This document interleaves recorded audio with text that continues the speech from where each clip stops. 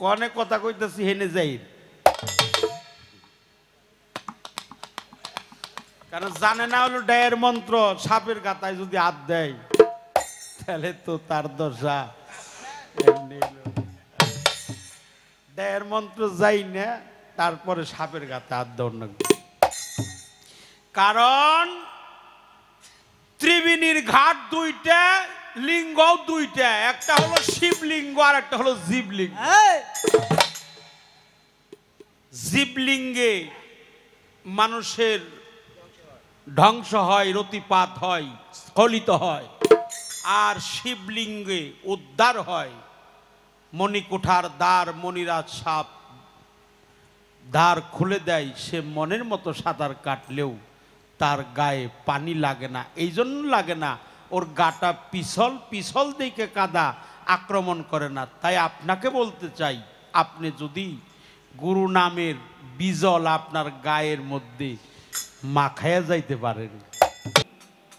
শরীয়ত সরকার ভাই গানের মধ্যে ওই যে আবু হায়াতের পানির বর্ণনা দিতে গিয়া অনেকগুলি কথা বলছে, আমি লক্ষ্য করে করে শুনছি।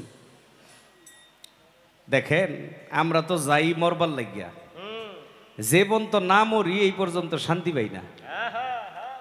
মানে ইচ্ছা করে যাই মরবার, তাও এই মরা না, এমনও আছে যে মরবার লাগিয়া লক্ষ লক্ষ কোটি কোটি টাকাও খরচ করে, জানে মরবো তারপরেও কোটি কোটি টাকা খরচ করে এই মরবার লাগিয়া। আপনি একটু জবাব করবেন, এই না মইরা সঠিক থাকবো এর কোনো কর্ম আছে কিনা? আস্তে। আবার ওই যে আবহাওয়াতের পানির যে বর্ণনা দিচ্ছেন, আমি শিওর দিতে পারি, নিশ্চিত বলতে পারি, যে ফর্মুলা দিচ্ছেন এই ফর্মুলা যদি দয়া করে সবাই মানে 100-র মধ্যে 90 জনের ঘরেই বউ থাকবো না, এটাও নিশ্চিত। কব থাক তোর সাধনা লয়ে, তুই থাক, আমি গেলাম। তবে হ্যাঁ, ওই যে যদি সাদিকা বানাইতে পারে তে হয়তো 1000-এর 2-1টা টিকতে পারে, যদি সাদিকা হয়। এমনও মানুষ আছে এই 2-4-500 মানুষও বয় খাওয়াইতে পারবো, এমন টাকা পয়সা আছে। কিন্তু হেই বেড়াও যে তার একটা মাই আরেক বেটার কাছে দিয়ে দেয় আরেক দেশে, কেন দেয়? তার যৌবনের হেফাজত করার লিগে, ঠিক না?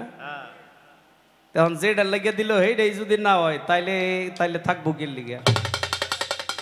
আপনি জবাব করবেন, সে নিজেও ঠকবো না এবং কি মরবো না, এর বাউলা কি? তালা মাইরা থোয়ার নাম কোনো সাধনা না। তালা মাইরা রাইখা দিলেন, না খায়া বেডাগিরি, কোনো বেডাগিরি নাই। যার নাই ও খরচ করবো কই থেকে? তে হেই কোনো বেডাগিরি আছে? নাই, খরচ করবো কই থেকে? আছে, তার সমস্ত কর্মই ঠিক মতো চলবো, তারপরেও সে সঠিক থাকবো, এর বিধানটা কি? যেহেতু বেলায়েতের মানুষ আপনি। ওই যে একটা গান শুনছেন না, আমি নাম বজলে সাঁতারও খেলিব গঙ্গেতে না লাগাবো জল, কি শুনছেন না একটা গান? এর সিস্টেমটা কি? একেবারে যদি কেউ তালা লাগায় তাইলে আরেকজনের হক নষ্ট হবে। কি হক নষ্ট হবে না? তাইলে তার হকটাও যেন পূরণ হয়, আবার যে পূরণ করলো সেও যেন সঠিক থাকে। এর কোনো বাউ ব্যবস্থা আছে কিনা? একটা এই জায়গায় দূরে যাই না, পাশাপাশি আরেকটা, যার সাই সম্পদ সব হারায় একবারে লান্ডি ছাড়া হয়ে গেছে, হেডটা পূরণ করার বাউ কি?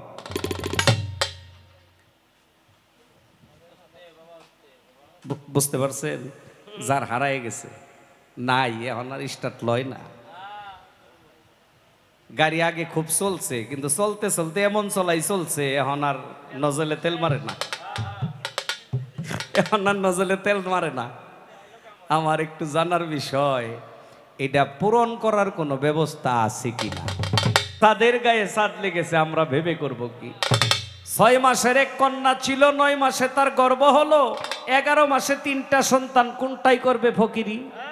ঘর আছে দুয়ার নাই, মুখ আছে বাক্য নাই, কে বা যোগায় আহার বিহার, কে জ্বালায় সন্ধ্যাবাতি? গানে বলা আছে ফকির লালন ভেবে বলে ছেলে মরে মায়ে শুইলে এই তিন কথার অর্থ নইলে হবে না তার ফকিরি। লালনে কথাগুলি শুনছে, লালন তো আর আমাদের মতো জ্ঞানী না, সেও তো অনেক জ্ঞানী, আত্মার বিজ্ঞানী। লালনে কয় তুই তো গান শোনাইলি না, আমারে তো প্রশ্ন করলি, যা কালকে এই টাইমে আইবি। পরের দিন ওই টাইমে তার ওই ভক্ত গেছে, যাওয়ার পরে কয় তুই যে গান শোনাইছিলি না, কয় হ, কই ওই গানের জবাব নিয়ে যা। এখন দেহে লালনে কয় সত্য ত্রেতা দাপর কলি আমি জানতে পাই, চাঁদ থেকেই হয় চাঁদের সৃষ্টি, চাঁদে চাঁদময়। এক নারীর নাম কলাবতী, 9 মাসে হয় গর্ভবতী, 11 মাসে সন্তান 3টি, মেজোটা তার ফকির হয়। চাঁদ থেকেই হয় চাঁদের সৃষ্টি, চাঁদে চাঁদময়। এরপরে কইতেছে ডিমের মধ্যে কুসুম ছানা, ডাকলে যেমন কথা কয় না, সেথায় মাওলা রানা গুনা, দিবারাত্র আহার জোগায়। ওই যে গড়াছে দোয়ার নাই, জবাব দিতেছে।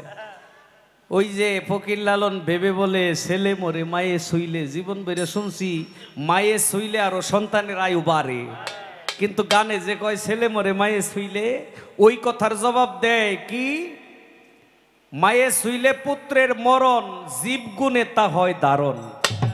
ভাবিয়া কয় ফকির লালন হাতে হাড়ি ভাঙবার নয়। তার মানে এই হাতি হাড়ি ভাঙন যাইব না, এটা বেদ, এটা গোপন। তে বাবা দেখেন, কথা কইলেই গান গাইলেই বুঝে ফেলাইছে যে আসলে আমারে গান শোনাইলো না আমারে প্রশ্ন করলো, তাহলে কি পরিমাণে জ্ঞানী ছিল তারা। ওই দিকে লক্ষ্য করলেও আমরা অনেক কিছু পাই, অনেক কিছু শেখার থাকে। সময় তো মোটামুটি কোন দিক দিয়ে গেল আমি নিজেও গইতে পারতেছি না। গান কয়েক রাত্র ধরেই গাইতেছি, কয়েকটা রাত্র গেল মনে হয় মাস যাইতেছে।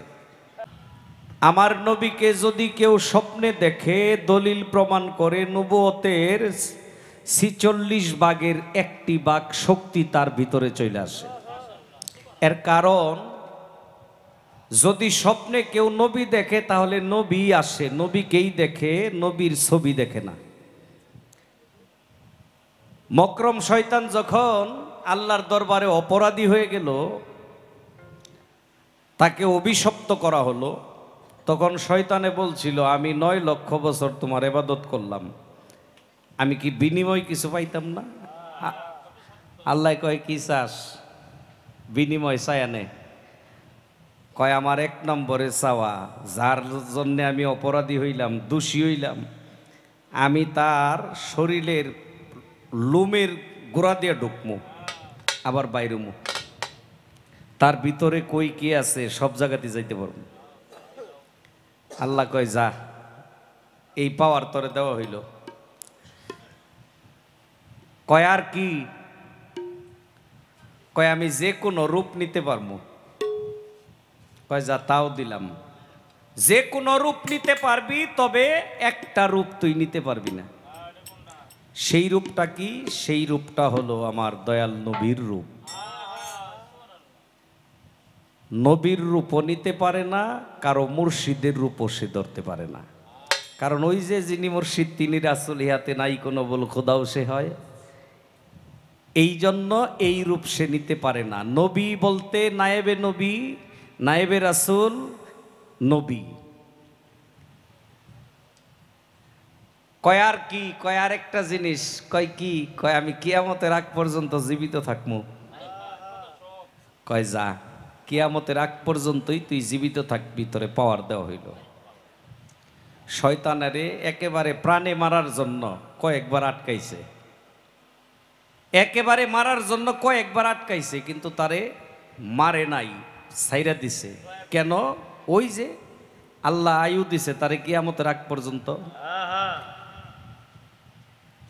আরব দেশে এক লোক বিয়ে করছে, বিয়ে করার পরে স্বামী স্ত্রী দুইজনেই যাইতেছে উটের উপরে সোয়ার হইয়া, মরুভূমির রাস্তা। কারণ আরব দেশে চলাচলের একমাত্র মাধ্যম হইতেছে উট। গাধা ঘোড়া এইগুলি দিয়েই চলাচল করতে হইতো, প্রাণী ছাড়া চলার কোনো বাউ ছিল না, ওই আমলে তো আর গাড়ি গুড়ি নাই। তে নববধূ নিয়া উটের উপরে সোয়ার হয়ে যাইতেছে, রাস্তার মধ্যে স্বামী যেটা আর কি তার প্রস্রাবে ধরছে। স্ত্রীরে সহ নামায়া কয় তুমি একটু দাঁড়াও, আমি একটু প্রস্রাব করে আসি। একটু আড়ালে গেছে প্রস্রাব করার জন্য। মকরম শয়তানে কয় নতুন বউ দেখতে শুনতে তো ভালাই, দাঁড়ায় রয়েছে, তাহলে আমি স্বামীর রূপ ধরে বউটা লয়ে যাই। মকরম শয়তানে ওই স্বামীর রূপ ধইরা, স্বামীরও যে পোশাক তারও ওই পোশাক, একই চেহারা, সব এক। যায়া ওই যে স্ত্রীর হাতে ধরে কয় আসো জায়গা। যখন রওনা দিছে, অরিজিনাল স্বামী যেটা প্রস্রাব শেষ করে চায়া দেখে সর্বনাশ, বৌদ্ধ আরেকজনে নিয়ে যায়। দৌড়ায় কাছে আইসে, আয়া দেখে একই চেহারা, একই পোশাক, অঙ্গভঙ্গি সব এক। এখন স্ত্রী তো পড়ছে বিপদে, যেদিকেই তাকায় ওই দিকেই তো তার স্বামী, স্বামী তো দুই হয়ে গেছে। এখন দুইটায় দুই দিক দিয়ে টানাটানি করে, এখন যাইব কার লগে। এই মহিলা তো সরল সোজা মানুষ, কোন মতে দুইটার কাছ থেকে সুইটা একটা দৌড় দিছে। দৌড়াইয়া গিয়া মাওলা আলী কারিমুল্লাহ একটা গাছের নিচে বসে আরাম করতেছে ছায়াতলে, মাওলা আলীর সামনে গিয়ে দাঁড়াইছে। মাওলা আলী বুঝতে পারলো যে মহিলাটা নিশ্চয়ই কোনো বিপদে পড়ছে। মাওলা আলী বলে, মা তুমি এইভাবে দৌড়ে আসতেছো, কারণ কি, তোমার কি সমস্যা? যায় মাওলা আলীর কাছে বলে, হুজুর আমি তো বিপদে পড়ছি, অনেক বড় বিপদ। কয় কি? কয় আমার বিয়ে হয়েছে একজনের সাথে, কিন্তু রাস্তায় আইসা তো আমার স্বামী দুইটা হয়ে গেছে। এখন দুইজনেই দইরা টানতেছে, আমি যামু কার লগে। ওই যে আরেকটাই কয় কপাল লাগছে। এটা এই যুগের মানুষ হইলে কপাল লাগতো, ওই যুগে কপাল না। এটা এটা এই যুগে কপাল। এই দুইটাকে বাস্ট হইলে আরো বেশি কপাল বাড়ে, এটা ওই যুগের কপাল না। মাওলা আলী বুঝতে পারলো যেখানে মাল ঢুকছে, স্বামী যেহেতু দুইটা হয়ে গেছে, ওই যে হেই মাল ঢুকছে, অরিজিনাল মাল। কথা কইতে কইতে দুই স্বামী দৌড়ে আইছে স্ত্রী নেওয়ার জন্য। আসার পরে মাওলা আলী বলতেছে, এই দাঁড়াও, স্ত্রী কার? বালাটাও কইতেছে আমার, শয়তানটাও কইতেছে আমার। এখন মাওলা আলী কয়, স্ত্রী তারই দিমু। এই যে আমার কাছে একটা বদনা আছে, বদনা চিনেন তো? কয় এই বদনার মুখ দিয়ে ডুইকা যে নাল দিয়ে বাইরিব, স্ত্রী তার। এখন যেটা অরিজিনাল মানুষ জোর হাত করে কয়, হুজুর আমার কি ওই সামর্থ্য আছে, আমার এত বড় বডি, এত বড় দেহ নিয়া আমি বদনার মুখ দিয়ে ডুইকা নাল দিয়ে বাইরিতে পারবো? আমি তো এটা পারবো না। আর যেটা ওই যে সেইটা কয়বার ঢুকতে হইব, তাড়াতাড়ি কন, ঢুকতে হইব কয়বার? মাওলা আলী কয় একবার ঢুকলে হইব, খালি একবার ঢুকে বাইরিবি।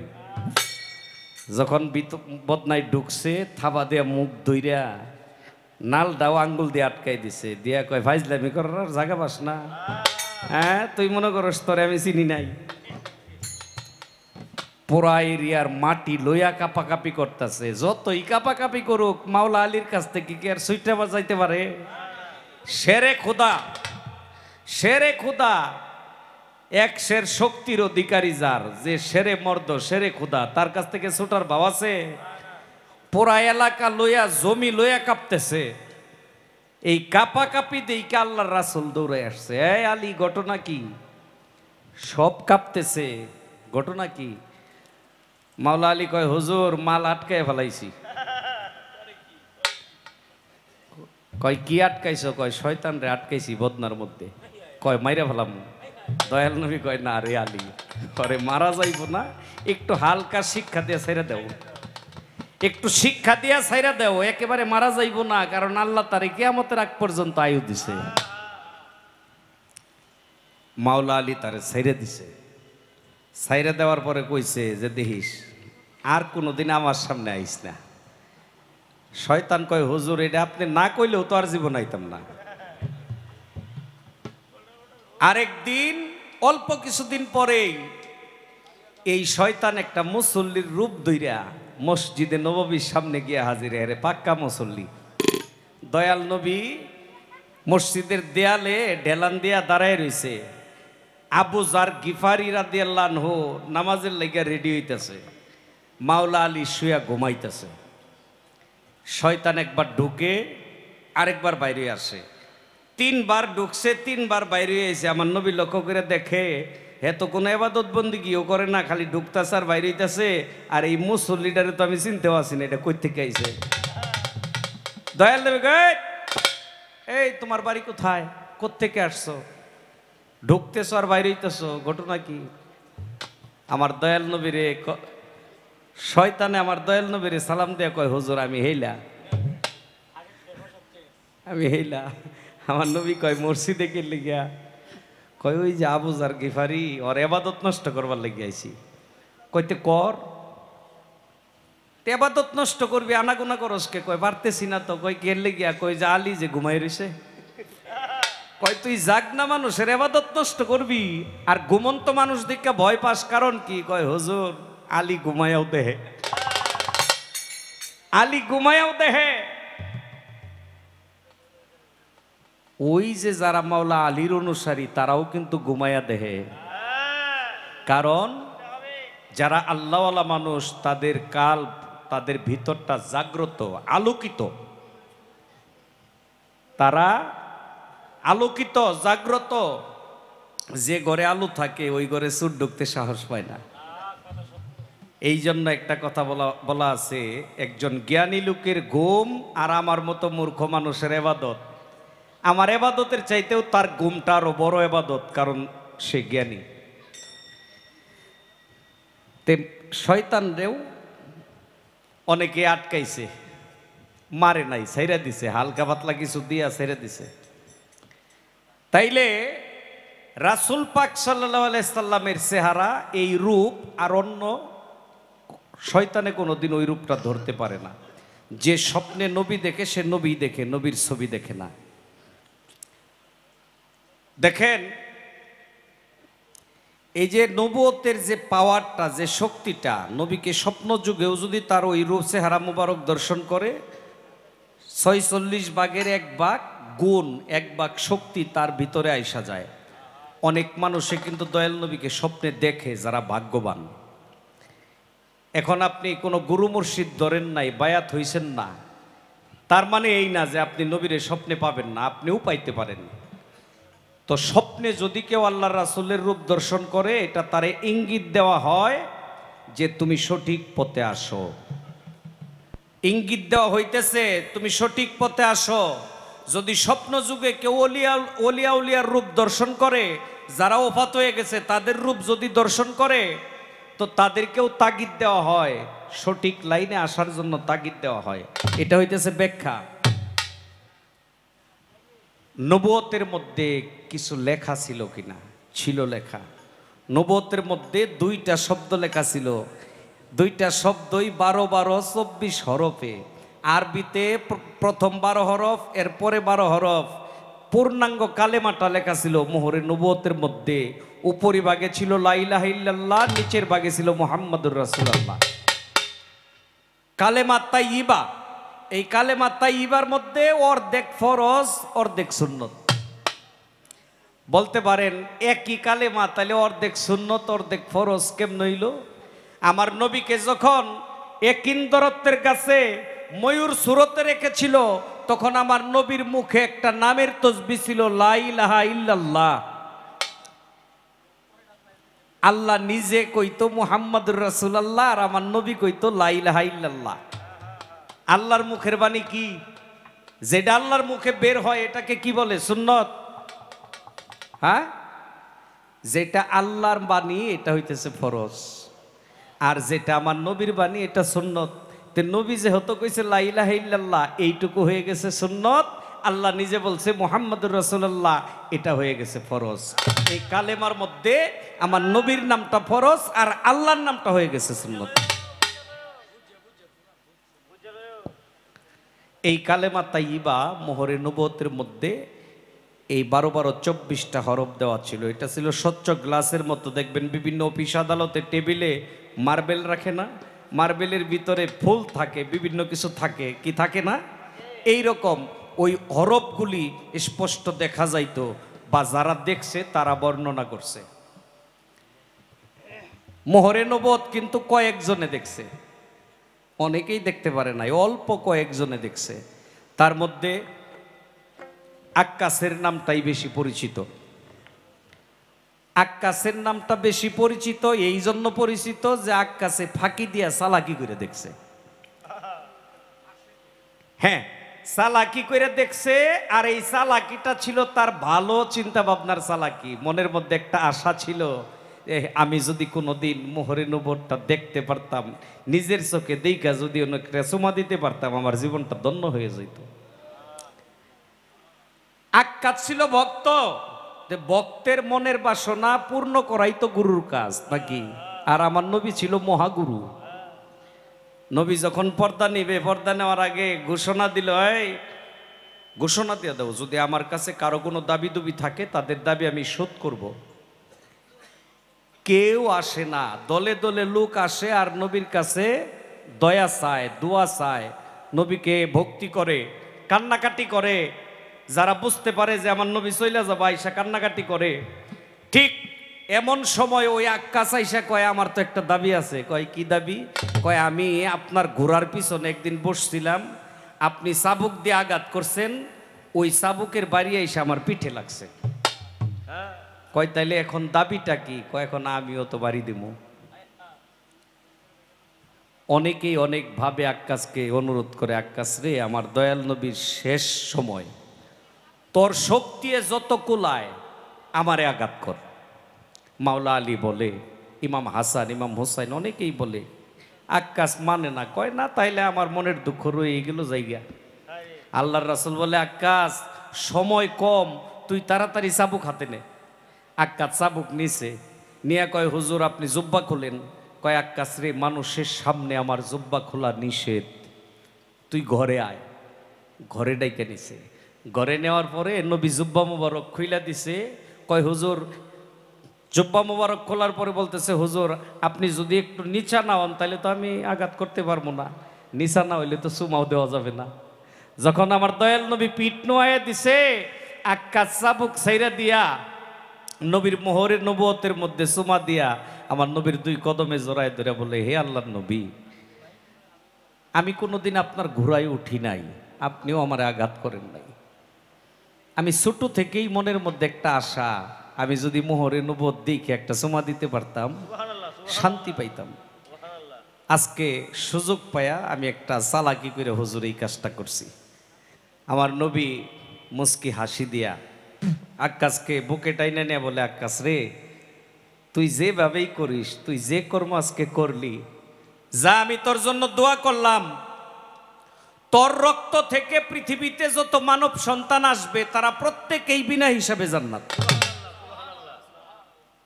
ওই আক্কাসের বংশধর যারা দুনিয়াতে আসবে কিয়ামতের আগ পর্যন্ত, তারা প্রত্যেকেই বিনা হিসাবে জান্নাতি। আমার দয়াল নবীর মুখের বাণী বলছে, তোর জন্য আমি আরেকটা দোয়া করলাম, তোর এই ঠোঁট দিয়া যদি কাউকে একটা চুমা দেস, সে যত পাপিষ্টই হোক, আল্লাহর কোনো গজবে আযাবে তারে আর ধরবে না। দলিল প্রমাণ করে, কাল হাসরের মাঠে হাজার হাজার মানুষ নিষ্পাপ বানায় ভালাইব আক্কাসে চুমায়া। আল্লাহ কইব, ফেরেশতারে, এটা থামা, হে যে ব্যবসা শুরু করছে আমার তো বিচারের কাজই শেষ হয়ে যাইব। এমন পাওয়ার থাকবে তার মুখের মধ্যে। কেন? ওই যে আমার নবী দোয়া করে গেছে। হ্যাঁ, আবু জেহেলও তো দেখছে, আবু জেহেল দেখছে, আর অনেকেই দেখছে, কিন্তু তারা দেখা লাভবান হয় নাই, কারণ তাদের দেখার মধ্যে কোনো ভক্তি ছিল না, প্রেম ছিল না। আবু জেহেলের নবী ইচ্ছা করেই দেখাইছে, কয়, চাচা আমি যে নবী, আমারে যে মানো না, আমার তো মোহরে নবুয়ত আছে। কয়, তাহলে দেখা দেখি।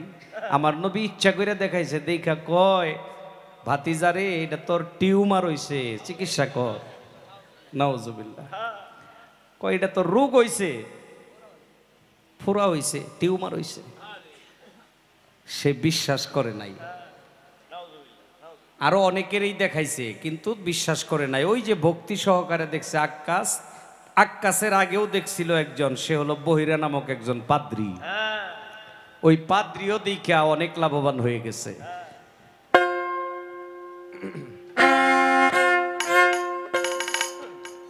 এই জন্য একটা কথা বলা আছে যে ভক্তি, বিশ্বাস, প্রেম এই তিনটা হইতেছে মূল সম্পদ। একটা মানুষ যদি সে গুরুকর্ম করে এই তিনটা বস্তু তার আগে থাকতে হবে। কি থাকতে হবে না? লালন ফকিরের একটা গান শুনছেন, গানটা লালনের না, আস্তে, গানটা লালনের না, গানটা লালন সাইজির একজন ভক্ত, সে গানটা লেখা লালন সাইজির কাছে গেছে, যায়া কয় দয়াল আমি তো একটা গান লিখছি, কয়তে গানটা শোনা। গানটা শোনাইছে, শুনছি জিয়ের পেটে মায়ের জন্ম তোমরা তারে বলো কি, যা জিজ্ঞাসা ছিল অনেক সুন্দর জবাব, এই পর্যন্তই পাই আসছি। তো আর মনে হয় জিজ্ঞাসা করার সুযোগ পাওয়া যাইব না, এইবারই লাস্ট, মানে এইবারই শেষ নাকি? হ্যাঁ, আবার কবে না কবে পাই না, পাই মু গান আছে, পাওয়া যাইব। আমার জিজ্ঞাসা থাকবে, এই যে বেলায়েত, বেলায়েত একটা পাওয়ার, বেলায়েত একটা শক্তি। আর কবি জালাল খার গানের মধ্যে থেকে যে কথাগুলো জিগাইছিলাম, এই কথাগুলি সাধন তত্ত্ব। যে সাধন তত্ত্বের কারি আমির উদ্দিনের লেখা গান গাইয়া শরীয়ত সরকার ভাই জবাব দিছে। অনেক সাধকেরা সাধন তত্ত্বের মধ্যে এই কথাগুলো বেশি ব্যবহার করেছে। আমার সরাসরিভাবে একটা বিষয় একটু জিজ্ঞাসা করি, এই যে বেলায়েত, একজন ভক্ত সে গুরুকর্ম করবে, গুরুকর্ম করতে করতেই এক সময় সাধনা করতে করতে সাধক হয়ে যাবে নাকি? তিনটা বাক্য পাওয়া যায়, স্থূল, প্রবর্তক, সাধক, সিদ্ধি, চারটা বাক্য। স্থূল, প্রবর্তক, সাধক, সিদ্ধি। সিদ্ধি কখন? যখন আপনি মুখ দিয়ে যা কইবেন তাই হবে, এটা হইতেছে বাক্য সিদ্ধি, আপনার বাক্য সিদ্ধি হয়ে গেছে। এখন একটা মানুষ বাক্য সিদ্ধি পর্যন্ত পৌঁছাইতে গেলে তার অনেকগুলি ক্লাস পাড়ি দিতে হয়, অনেকগুলি ক্লাস পাড়ি দিতে হয় না? আর ওই ক্লাসগুলি পাড়ি দিতে গেলে গুরুর দেয়া আদেশ নির্দেশ মাইনা কর্ম করতে হয় নাকি? তো এই গুরু কর্মের মধ্যে আমি একটা বিষয় পাইলাম কি, শরীয়ত সরকার ভাই গানের মধ্যে ওই যে আবু হায়াতের পানির বর্ণনা দিতে গিয়া অনেকগুলি কথা বলছে, আমি লক্ষ্য করে করে শুনছি। দেখেন, আমরা তো যাই মরবার লাগিয়া, যে পর্যন্ত না মরি এই পর্যন্ত শান্তি পাই না, মানে ইচ্ছা করে যাই মরবার। তাও এই মরা না, এমনও আছে যে মরবার লাগিয়া লক্ষ লক্ষ কোটি কোটি টাকাও খরচ করে, জানে মরবো তারপরেও কোটি কোটি টাকা খরচ করে মরবার লাগিয়া। আপনি একটু জবাব করবেন, এই না মইরা সঠিক থাকবো এর কোনো কর্ম আছে কিনা? আস্তে, আবার ওই যে আবু হায়াতের পানির যে বর্ণনা দিছেন, আমি শিওর দিতে পারি, নিশ্চিত বলতে পারি, যে ফর্মুলা দিছেন এই ফর্মুলা যদি দয়া করে সবাই মানে 100-র মধ্যে 90 জনের ঘরেই বউ থাকবো না, এটাও নিশ্চিত। কব থাক তোর সাধনা লয়ে, তুই থাক, আমি গেলাম। তবে হ্যাঁ, ওই যে যদি সাদিকা বানাইতে পারে তে হয়তো 1000-এর 2-1টা টিকতে পারে, যদি সাদিকা হয়। এমনও মানুষ আছে এই 2-4-500 মানুষও বয় খাওয়াইতে পারবো, এমন টাকা পয়সা আছে। কিন্তু হেই বেটাও যে তার একটা মাই আরেক বেটার কাছে দিয়ে দেয় আরেক দেশে, কেন দেয়? তার যৌবনের হেফাজত করার লিগে, ঠিক না? তখন যেটা লেগে দিল হেইটাই যদি না হয় তাইলে তাইলে থাকবো কি লিগে? আপনি জবাব করবেন, সে নিজেও ঠকবো না এবং কি মরবো না, এর বাউলা কি? তালা মাইরা থোয়ার নাম কোনো সাধনা না। তালা মাইরা রাইখা দিলেন, না খায়া বেডাগিরি, কোনো বেডাগিরি নাই। যার নাই ও খরচ করবো কই থেকে? তে হেই কোনো বেডাগিরি আছে? নাই, খরচ করবো কই থেকে? আছে, তার সমস্ত কর্মই ঠিক মতো চলবো, তারপরেও সে সঠিক থাকবো, এর বিধানটা কি? যেহেতু বেলায়েতের মানুষ আপনি। ওই যে একটা গান শুনছেন না, আমি নাম বজলে সাঁতারও খেলিব, গঙ্গেতে না লাগাবো জল। কি শুনছেন না একটা গান? এর সিস্টেমটা কি? একেবারে যদি কেউ তালা লাগায় তাইলে আরেকজনের হক নষ্ট হবে। কি হক নষ্ট হবে না? তাইলে তার হকটাও যেন পূরণ হয়, আবার যে পূরণ করলো সেও যেন সঠিক থাকে। এর কোনো বাউ ব্যবস্থা আছে কিনা? একটা এই জায়গায় দূরে যাই না, পাশাপাশি আরেকটা, যার সাই সম্পদ সব হারায় একবারে লান্ডি ছাড়া হয়ে গেছে, হেডটা পূরণ করার বাউ কি?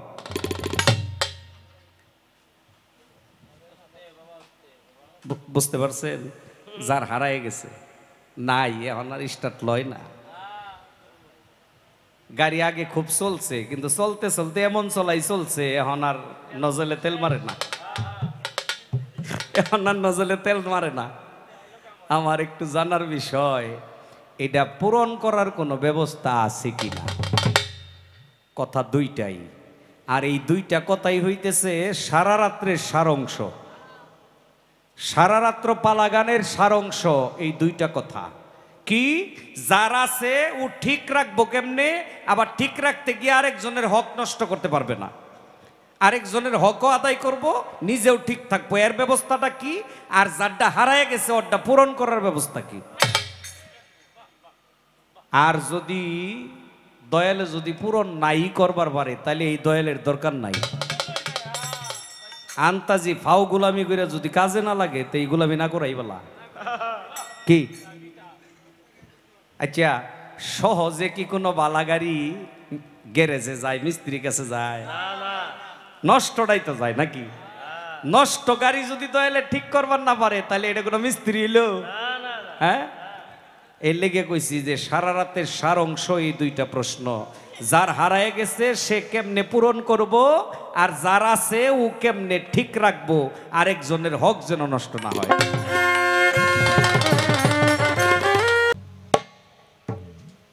এসেছিলাম আপনাদের পবিত্র দরবারে, এখন বিদায়ের পালা।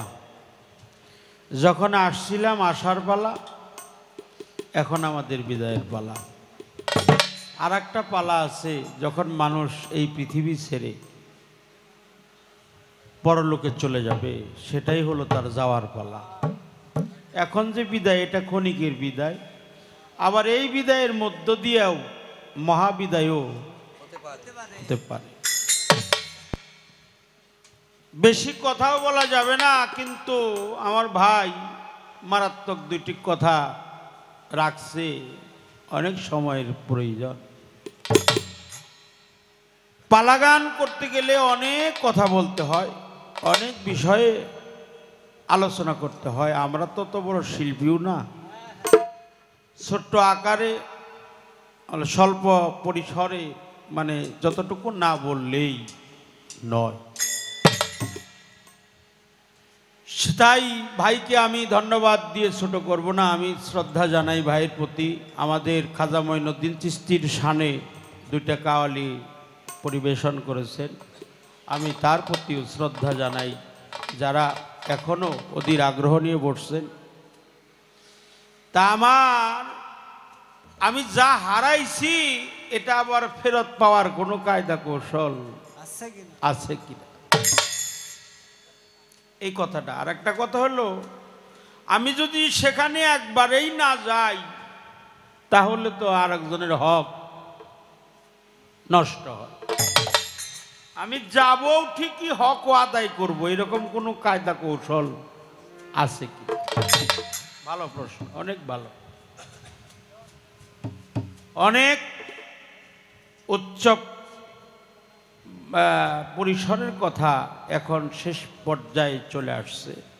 আমাদের এশিয়া মহাদেশের চারণ কবিদের মধ্যে অন্যতম প্রয়াত রাধাবল্লভ সরকার, তিনি তার অমর বাণীর মধ্যে একটা লেখছে যে ঘাটে তোর আসা যাওয়া, যেখানে মাল হারিয়েছিস ওইখানেই তালাশ কর।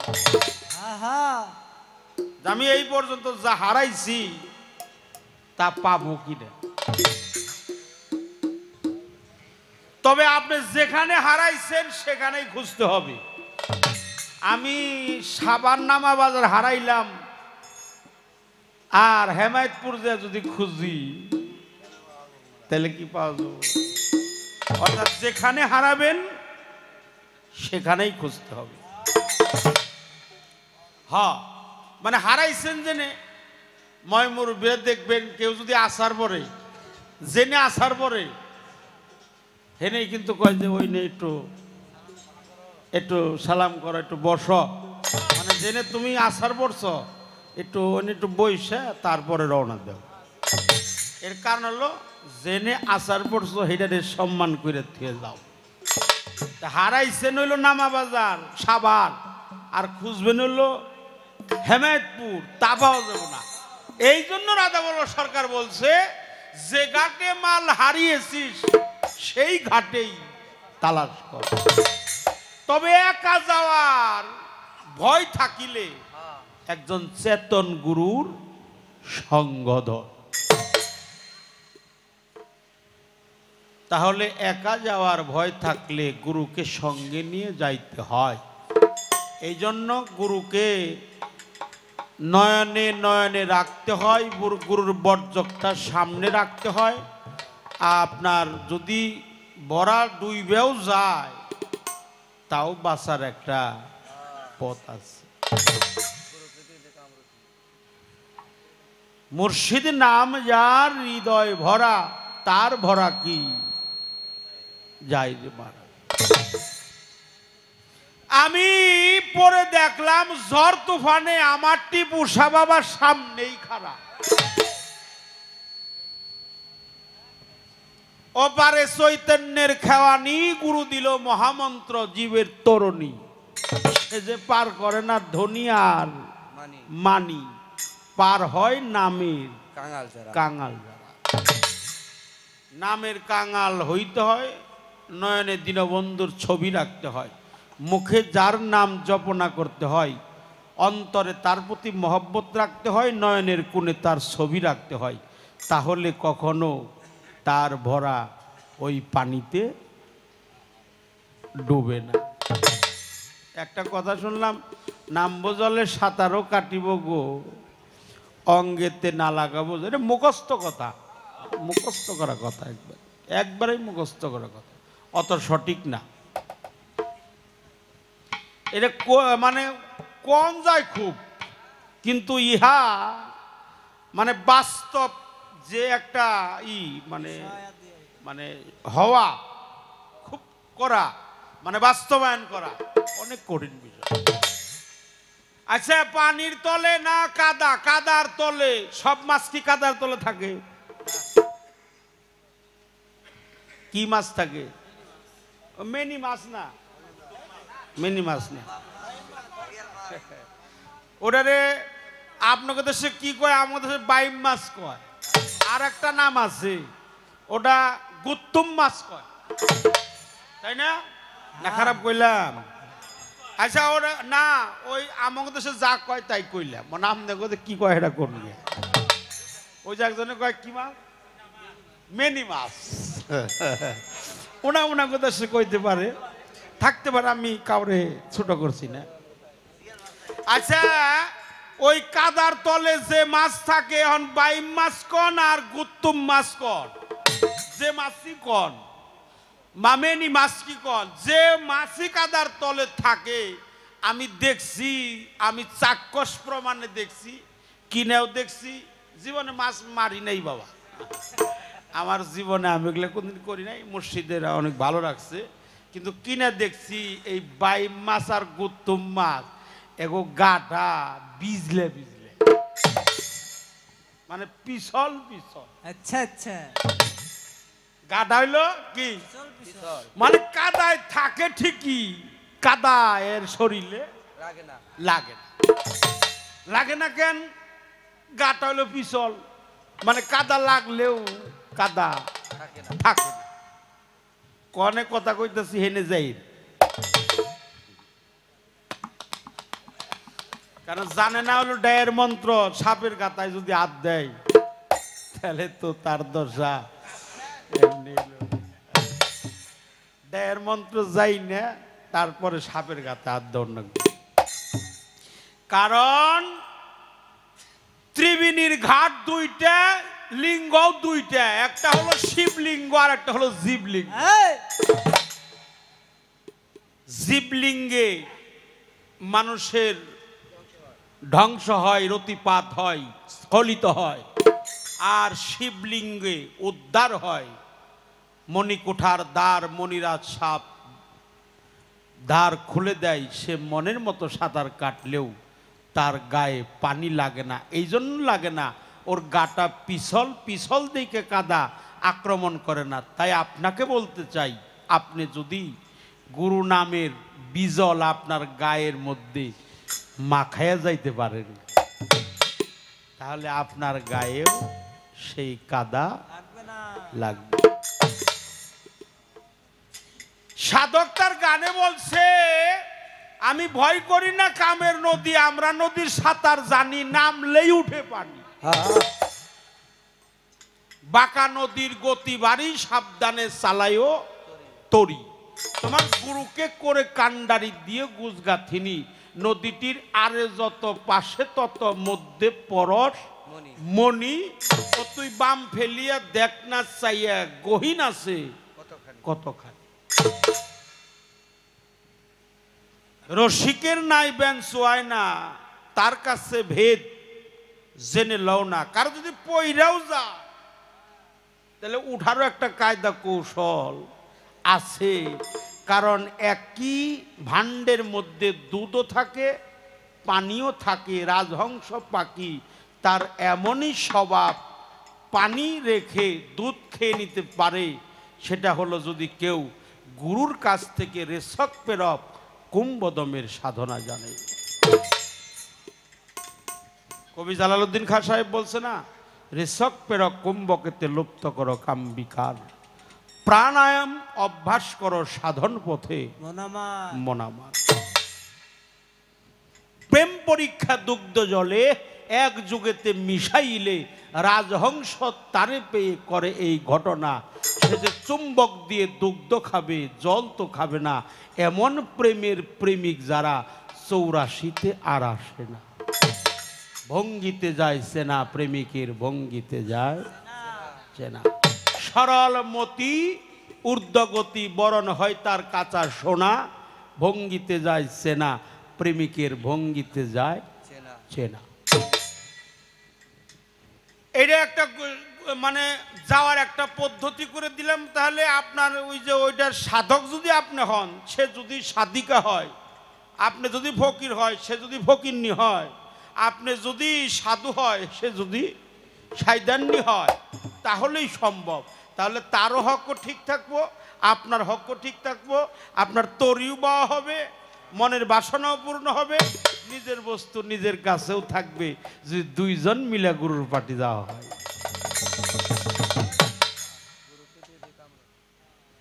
এই জন্য কথাটা আমি বললাম। আর যারা একবারেই হারিয়ে গেছে, মানে ম্যাশিং স্টার হয় না, না ওটা শেষ। হ্যাঁ, পীর যদি হয়, পীর যদি কামেল হয়, মোকাম্মেল হয়, ইনসানে কামেল হয়, ওলি হয়, আউলিয়া হয়, গাউস কুতুব হয়, হ্যাঁ শায়েক হয়, শায়েকের প্রধান হয়, তার মুখের বাক্য দিয়ে কইলেই ওটা অটোমেটিক তার আয়ত্তে চলে যায়, যদি পীর ইনসানে কামেল হয়। একটা কথা কয়ে যাবো শেষবারের মতো, আর কোনো কথা কব না। লালন সাইজি একটা গানে বলছে, মহারস মুদিত কমলে প্রেম সিঙ্গারে নেওগা তুলে আত্মসামাল, সেই রণকালে কয় ফকির লালন, সুতেগা গা ঢেলান যেও না, রাগে বেয়ে যাও উজান, শুদ্ধ প্রেম রসে ডুবে থাকরে আমার মন। আচ্ছা, মহা মানে কি? মহা মহা না ছোট? ইশারাই কয়ে যেতে, ওই যে কইছে হাতে হাড়ি ভাঙা যাবে না, ছোলা কলা যদিও দেবতার ভোগে লাগে কিন্তু বাজারে বিক্রি হয় না। এটা ব্যাঙ্গাই দিলাম, এটা বাঙ্গাই, এর চেয়ে আর কেউ ভাঙা পারবো না। মহা বিশাল মহারস ওটা তরল। রস মানে যখন বলবো রস, তাহলে তরল হইতে পারে, তরলই হইব, তরলই। মহা বিশাল রস তরল মুদিত মুইজা রইছে। কমল, কমল মানে কি? ফুল। কোমল ফুল, কমল মানে নরম। ফোটা ফুলের মধু সকলেই খাইতে পারে, যে ফুল ফুটেই নাই সেই ফুলের মধু যে আস্বাদন করতে পারে, ও যদি 16 আনাও হারিয়ে থাকে, তার দেহের মধ্যে 16 আনা আবার গচ্ছিত হয়ে। মাফ করবেন, একটা কথা কয়ে যাই, ইশারা একটু ইশারা দিয়ে যাব। বলবো বলি নাকি? এই আচ্ছা বলি, এটা ভাইও জানে আমিও জানি, অপরাধ মাফ করবেন। আল্লাহ রসুল মেরাজে গেছিলেন না? রসুল নবী মোহাম্মদ রসুল আল্লাহ, সকলেই বলেন সাল্লাল্লাহু আলাইহি ওয়াসাল্লাম। আমার নবীকে একটু সম্মান দিয়ে কথা বলা উচিত। নবী সম্মান না দিলে আমি ভ্রান্ত, প্রদ্ভষ্ট। এ কথাটা এই জন্য বললো, আল্লাহ রসুল মেরাজে গেছিলেন, মেরাজ থেকে আইসা আবু বকর সিদ্দিকের বাড়িতে গেছিলেন। গিয়ে বলল, আবু বকর তোমার মেয়েটা খুব সুন্দর। ওই যে যখন আমাদের দেশে অতিথি মহোদয় আসে না, তখন আমরা ওই নাবালিকা মেয়েগো দিয়ে ফুলের ডালা সাজাইয়া কি করি, একটু সম্বোধনা জানাই, সম্মান। আর আল্লাহ রসুলের সাথে তো কারোর তুলনা নাই। রসুল যে কোনো ক্রমে আম্মা জান আয়েশা সিদ্দিকা রাদিয়াল্লাহু তাআলা আনহাকে দেখছে। বলল, আবু বকর তোমার মেয়েটা খুব সুন্দর। যখন দেখছিল তখন হলো 7 বছর বয়স। হুজুর পাকের সহধর্মিনী আমাদের কি আম্মা জান, আমাদের আম্মা জান আয়েশা সিদ্দিকা রাদিয়াল্লাহু তাআলা আনহাকে দেখে আল্লাহ রসুল বলছিল, আবু বকর তোমার মেয়ে খুব সুন্দর। 2 বার বলল, 3 বার বলল, আবু বকর তোমার মেয়েটা খুব সুন্দর। আবু বকর ওই দিন বুঝতে পারলেন না। তারপরের দিনে যখন আল্লাহ রসুল একই কথা কয়, আবু বকর বলল যে এই পৃথিবীতে আমি জানি সবচাইতে সুন্দরের সুন্দর হলো আল্লাহ মহান। আল্লাহ হলো সুন্দর, যিনি এই নিখিল বিশ্ব চরাচরে প্রতিপালক। হ্যাঁ, তিনি সর্বশক্তিমান, তিনি হলো সুন্দর। আবু বকর সিদ্দিক বুঝতে পারছে যে তারপরে যদি কেউ সুন্দর হয়, তিনি নবী মুহাম্মদুর রাসূলুল্লাহ সাল্লাল্লাহু আলাইহি ওয়াসাল্লাম, তিনি হলো নবী। ইয়া রাসূলুল্লাহ, ইয়া হাবিবাল্লাহ, আমার নবী হলো সুন্দর। আমার নবী যখন সুন্দর কইছে আমার মেয়েটাকে, তাহলে আমার মেয়েটাও সুন্দর। তখন আয়েশা সিদ্দিকা রাদিয়াল্লাহু তাআলা আনহা তার হাত ধরে আমার রসুল পাকের হস্ত মুবারকে অর্পণ করে বলল, ইয়া রাসূলুল্লাহ, আপনি যখন বলছেন আমার মেয়েটা সুন্দর, আপনিও সুন্দর, আমার মেয়েও সুন্দর, সৃষ্টিকর্তাও সুন্দর। এই সুন্দর বস্তুটা আমি সুন্দর পাত্রে অর্পণ করে দিলাম। বিয়ে করছে দেখছে 7 বছর বয়সে, বিয়ে করছে 9 বছর বয়সে, 11 বছর পর্যন্ত যেখানে গেছে রসুল পাক তারে সাথে করেই নিয়ে গেছে। কি নিয়ে গেছে এটা কেউ হয় না, কিন্তু দেখলো কেন, পছন্দ করলো কেন, এই কথা কিন্তু আমাদের দেশে কেউ কয় না।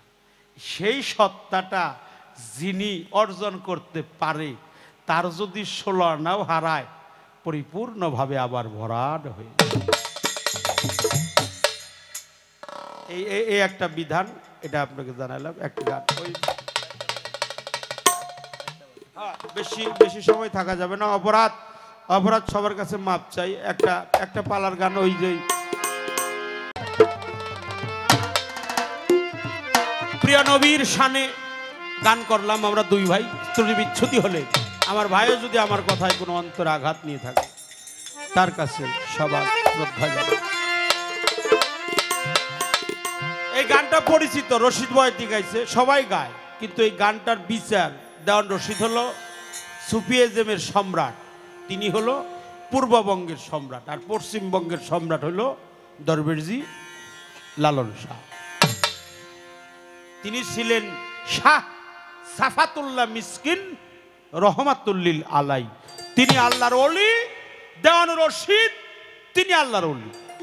দেওয়ান রশিদের ভক্ত হলো কুষ্টিয়া উদিবাড়ির মাওলানা মনসুর শাহ, যার নেতৃত্বে চিস্তিয়া তরিকায় ৭২ লক্ষ মানুষ মুরিদ হয়েছে। তার নাম হলো কুষ্টিয়া উদিবাড়ির মাওলানা মনসুর শাহ রহমাতুল্লিল আলাই। তারই একটা গজল, এই গানটা গাওয়া এত সহজ না, ত্রুটি বিচ্ছুতি হয় সবার কাছে কমা। এই ঘুম সেই ঘুম না, কোন ঘুমের কথা কইছে? ঘুমাইলে পড়বি ফেরে হারাবি মূল ষোলোয়ানা, ঘুমাইলে পড়বি ফেরে হারাবি মূল ষোলোয়ানা, ঘুমাইলে পড়বি ফেরে হারাবি মূল ষোলোয়ানা।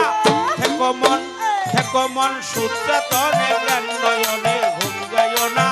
থেকো ঘুমাইলে পড়বি ফেরে হারাবি মূল ষোলোয়ানা, ঘুমাইলে পড়বি ফেরে হারাবি মূল ষোলোয়ানা।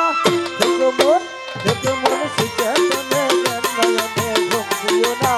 থেকো মন সুচেতনে জ্ঞান নয়নে ঘুম দিও না। থেকো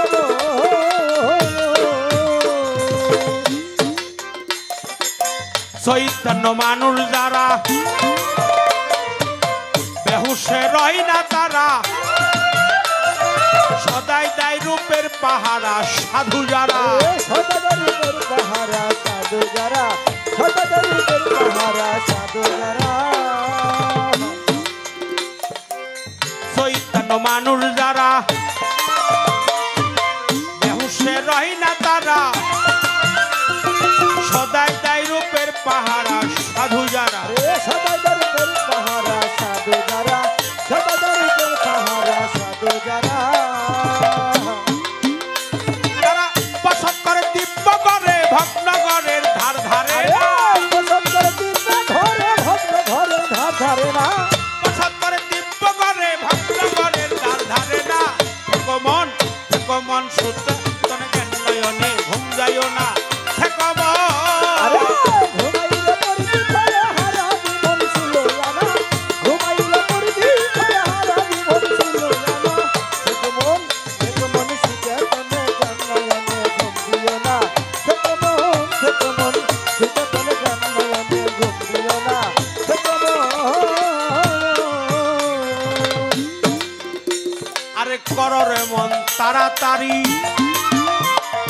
কায়েমি করো এই বাড়ি, আর কতকাল থাকবি এমন সারা বাড়ি। আর কতকাল থাকবি এমন সারা বাড়ি, আর কতকাল থাকবি এমন সারা বাড়ি। আরে কররে মন তাড়াতাড়ি, কায়েমি করো এই বাড়ি, আর কতকাল থাকবি এমন সারা বাড়ি। আর কতকাল থাকবি এমন সারা বাড়ি, আর কতকাল থাকবি এমন সারা বাড়ি। ওরে এমন সারা বাড়ি পালাইবে ঘর, ওই ঘরে কেউ বাস কইল না। সারা বাড়ি পালাইয়া ঘর, সেই ঘরে কেউ বাস করবে না। সারা বাড়ি পালাইবে ঘর, ওই ঘরে কেউ বাস কইল না। থেকো মন সচেতনে জ্ঞান নয়নে ঘুম যাইও না। থেকো আরে ঘুমাইলে পড়বি ফেরে হারাবি মন ষোলোয়ানা, ঘুমাইলে পড়বি ফেরে হারাবি মন ষোলোয়ানা। থেকো মন সুচেতনে জ্ঞান নয়নে ঘুম দিও না। থেকো মন সুচেতনে জ্ঞান নয়নে ঘুম দিও না। থেকো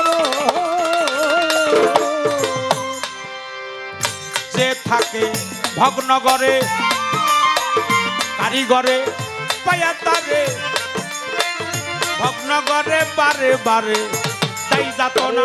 ভগ্ন করে বারে বারে জয় যাত না, ভগ্ন করে বারে বারে জয় যাত না।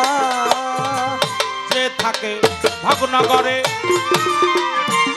কারিগরে পায়া তারে, ভগ্ন করে বারে বারে তাই যাত না এ ভগ্ন করে বারে বারে তাই যাত না ভগ্ন করে বারে বারে তাই যাত না ওরে একজন কামেল পীরের সঙ্গ ধরে গরখানি পাকা করো না কামেল পীরের সঙ্গ ধরে গরখানি পাকা করো না কামেল পীরের সঙ্গ ধরে তাই তো। গরখানি পাকা সত্য কথা কমন সূর্যাতন নয়নে ঘুম যায় না হে কমন আরে ঘুমাইলে পড়বি ঘরে হারা জীবন ছিল না ঘুমাইলে পড়বি ঘরে হারা জীবন ছিল না দেখো সুচেতন জন্মনে ঘুম দিও না দেখো সুচেতন জন্মনে ঘুম দিও না দেখো আরে জওয়ান রশিদ বলে বারে বারে গরখানি লও পাকা করে বসত কর সেই ঘরে ঘর আর ভাঙবে না বসত করো সেই ঘরে ঘর আর ভাঙবে না বসত করো সেই ঘরে ঘর আর ভাঙবে না আরে জওয়ান রশিদ বলে বারে বারে গরখানি লও পাকা করে বসত কর সেই ঘরে ঘর আর ভাঙবে এ বসত করো সেই ঘরে ঘর আর ভাঙবে না বসত করো সেই ঘরে ঘর আর ভাঙবে না ওরে এমন সারা বাড়ি পালাইবে ঘর ওই ঘরে কেউ বাস আরে করিও না সারা বাড়ি পালাইয়া ঘর সেই ঘরে কেউ বাস করবে না সারা বাড়ি পালাইলে ঘর ওই ঘরে কেউ বাস করিল না সে কমন সচ্চেতনে কেন নয়নে ঘুম যাইও না হে কমন আরে ঘুমাইলে পড়বি ঘরে হারা জীবন ছিল না ঘুমাইলে পড়বি ঘরে হারা জীবন ছিল না দেখো সুচেতন জন্মনে ঘুম দিও না দেখো সুচেতন জন্মনে ঘুম দিও না